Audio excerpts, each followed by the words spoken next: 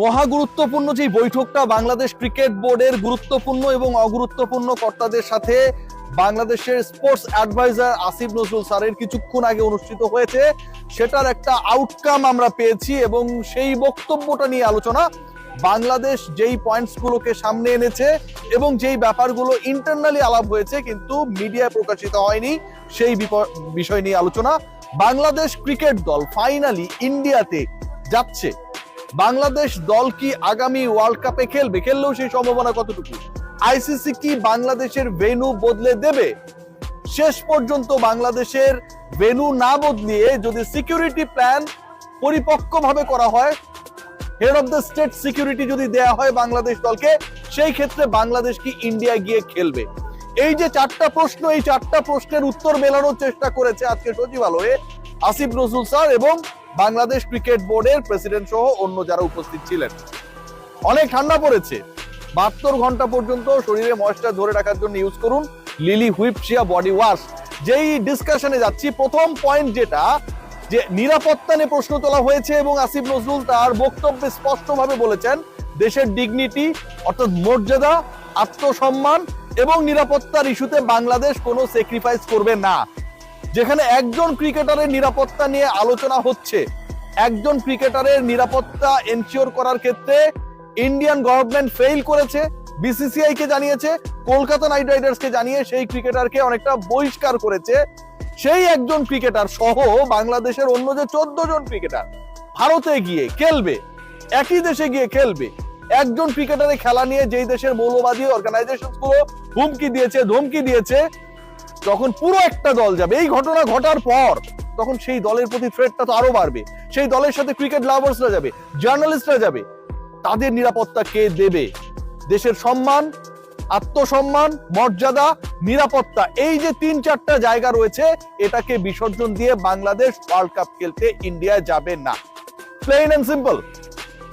আসিফ নজরুলের বক্তব্য plain and simple. Aminul Islam Bulbul একটা গুরুত্বপূর্ণ কথা বলেছে, যে ব্যাপারটাকে এখন পর্যন্ত কোনো অনলাইন অফলাইন কেউ প্রপারলি কোট করে নাই। বুলবুল ভাই আমাকে অপছন্দ করে, তারপরে আমি বুলবুল ভাইকে সালাম দিতে চাই। বুলবুল ভাই, আসসালামু আলাইকুম। বুলবুল ভাই যে গুরুত্বপূর্ণ কথাটা বলেছে সেটা কি? তিনি বলেছেন যে এই ওয়ার্ল্ড কাপটা হাইব্রিড মডেলে হবে। কেন হাইব্রিড মডেলে আপকামিং ওয়ার্ল্ড কাপ হতে যাচ্ছে? এই কারণেই, ইস্যুটা ভাই সিকিউরিটি। সিকিউরিটি ইস্যুর কারণেই হাইব্রিড মডেলে বিশ্বকাপ হতে যাচ্ছে। ইভেন পাকিস্তান যদি বিশ্বকাপের ফাইনালে ওঠে, ফাইনাল ম্যাচটা ইন্ডিয়ায় না হয়ে শ্রীলঙ্কায় হবে। সিকিউরিটি ইস্যুতে যদি একটা বিশ্বকাপ হাইব্রিড মডেলে হয়, তাহলে সিকিউরিটি নিয়ে ভ্যালিড কোয়েশ্চেন তোলা একটা ক্রিকেট প্লেইং নেশন, একটা ক্রিকেট বোর্ড, এশিয়ার একটা গুরুত্বপূর্ণ দেশ যারা কোয়ালিফাই করে টি20 বিশ্বকাপে জায়গা করে নিয়েছে, সেই একই ইস্যুতে, সেই একই রিজনে, সেই একই সিকিউরিটির প্রশ্নে, নিরাপত্তার প্রশ্নে, তাদের ক্ষেত্রে কেন হাইব্রিড মডেল অ্যাপ্লিকেবল হবে না? 72 ঘন্টা ময়েশ্চার লোক সমৃদ্ধ লিলি বডি ওয়াশ, শিয়া বাটারের গুডনেস স্কিন রিপেয়ার করে রাখে সফট ও গ্লোয়িং। খুবই ভ্যালিড পয়েন্ট। বুলবুল ভাই অনেকটা স্লোলি বলেছে, ঠান্ডা ভাবে বলেছে যেমনটা তিনি, কিন্তু end of the day this is very valid and legit point.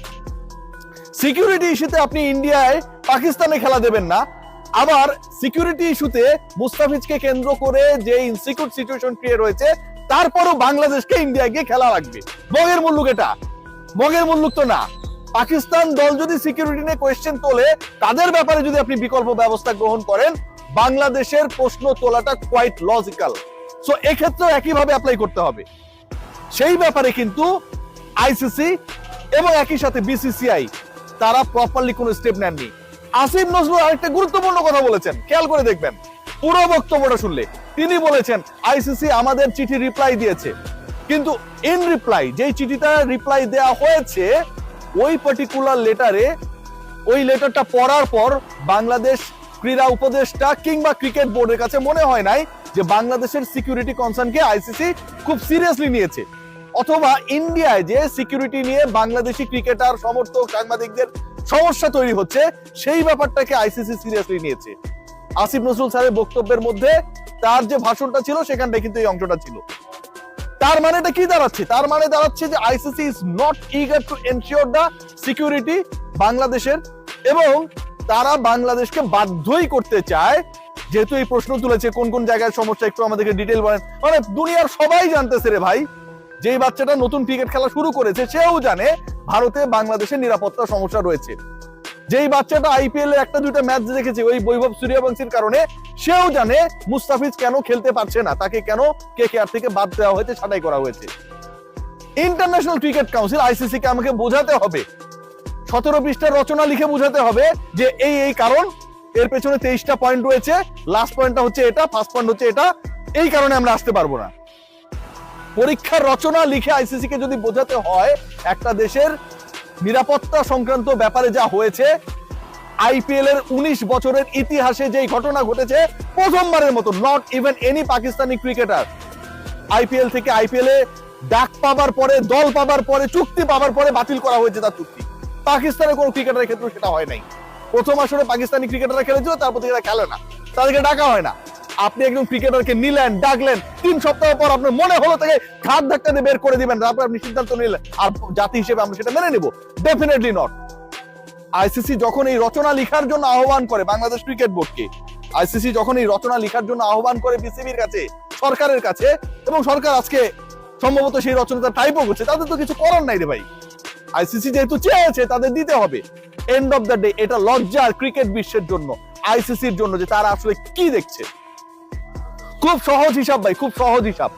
দেখুন, বাংলাদেশের সাম্প্রদায়িক সম্প্রীতি নিয়ে প্রশ্ন তুলে যদি মুস্তাফিজের খেলা বন্ধ করা হয়, তাহলে বাংলাদেশ ক্রিকেট দলের যে খেলোয়াড়রা খেলে তাদের নেতা হচ্ছে লিটন কুমার দাস, ভিন্ন ধর্মের একজন। আমরা সবাই লিটনকে সাপোর্ট করি, he is our hero. Indian national cricket টিমে কয়েকজন মুসলমান ক্রিকেটার রয়েছে। মোহাম্মদ সিরাজকে, মোহাম্মদ সামিকে যেভাবে আগারকারা বাদ দিয়ে দিয়েছে, বাংলাদেশ ক্রিকেট দলে নির্বাচকদের নিয়ে আমরা অনেক ট্রল করতে পারি, সৌম্য কিংবা লিটনদের ক্ষেত্রে সেটা অ্যাপ্লাই করা হয় না।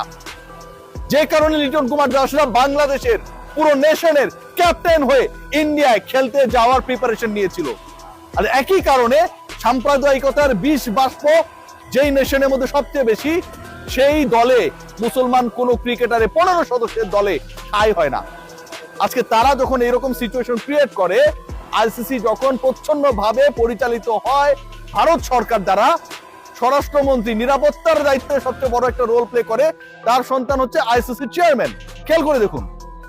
এবং সেই আইসিসি বাংলাদেশকে চিঠি লিখছে যে বাংলাদেশের নিরাপত্তার জায়গায়, নিরাপত্তাহীনতার জায়গায়, প্রশ্নের জায়গায় পয়েন্টস গুলো কি কি। এই প্রশ্ন বা এই চিঠি এই ওয়েতে যে আসবে বিসিবির কাছে, এটা তো ভাই খুবই স্বাভাবিক, এটা নিয়ে প্রশ্ন তোলার কোনো সুযোগ নেই। নিরাপত্তা যদি দেওয়ার জন্য হেড অফ স্টেট ক্যাটাগরির সিকিউরিটি এনশিওর করার চেষ্টা করে বিসিসিআই, তারপরও কি বাংলাদেশ খেলতে যাবে ইন্ডিয়ায়? ভারতের মাটিতে কি বাংলাদেশ খেলবে? প্রশ্ন করেছিলাম শুরুতে, উত্তরটা হচ্ছে no. There is no chance that Bangladesh will play their World Cup matches in the soil of India. No chance. 0%. তাহলে ভেন্যু পরিবর্তন হয়ে যাবে, শ্রীলঙ্কায় ম্যাচেস হবে, বাংলাদেশ সেখানে গিয়ে খেলবে, সেটার চান্স কতটুকু? সেটাও 0%। তাহলে কি আপকামিং ওয়ার্ল্ড কাপে বাংলাদেশ খেলবে না? আপকামিং ওয়ার্ল্ড কাপে বাংলাদেশের ভবিষ্যৎটা কি?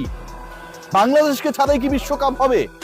সেই প্রশ্নের উত্তর যদি আমাকে দিতে বলেন, আমি বলবো এই পরিস্থিতি যদি না বদলায়, আইসিসি যদি যৌক্তিক এই কারণগুলোকে মেনে না নেয়, তাহলে বাংলাদেশের পরের বিশ্বকাপে দেখার সম্ভাবনাটাও 0%। কি একটা অবস্থা! ক্রিকেটের মধ্যে, খেলার মধ্যে রাজনীতি ঢুকে গেছে। একজন ক্রিকেটারকে কেন্দ্র করে যে ঘটনা ঘটেছে, এটা পুরো জাতিকে ছোট করা। একজন ক্রিকেটারকে কেন্দ্র করে ভারত যা করেছে, এটা পুরো ক্রিকেটের সেন্টিমেন্টকে, স্পিরিটকে, ফিলোসফিকে ছোট করা। এবং এই ঘটনাগুলোর সুষ্ঠু সমাধান যারা করবে, এই ঘটনাগুলো তদন্ত যারা করবে, এগুলোর এগেইনস্টে যারা অ্যাকশন নেবে, তারা যখন এগুলোর ক্রিয়েটরদের সাথে কোনো না কোনো ভাবে জড়িত হয়, তখন সেখান থেকে আপনি সুফল পাবেন না কোনোভাবেই। সবাই ভালো থাকবেন, take great care. Upcoming world কাপে বাংলাদেশের অংশগ্রহণের চান্সেস ইজ ভেরি লো, নাই বললেই চলে। কারণ বাংলাদেশকে আলটিমেটলি বাধ্য করার চেষ্টা করা হবে ইন্ডিয়ার মাটিতে খেলার, বাংলাদেশ এটা মানবে না। এবং বাংলাদেশের দাবি মেনে শ্রীলঙ্কাতে বাংলাদেশের ম্যাচেস রিশাফল করার যে দায়িত্ব, যে রেসপন্সিবিলিটি, সেটা আবার আইসিসি করবে না।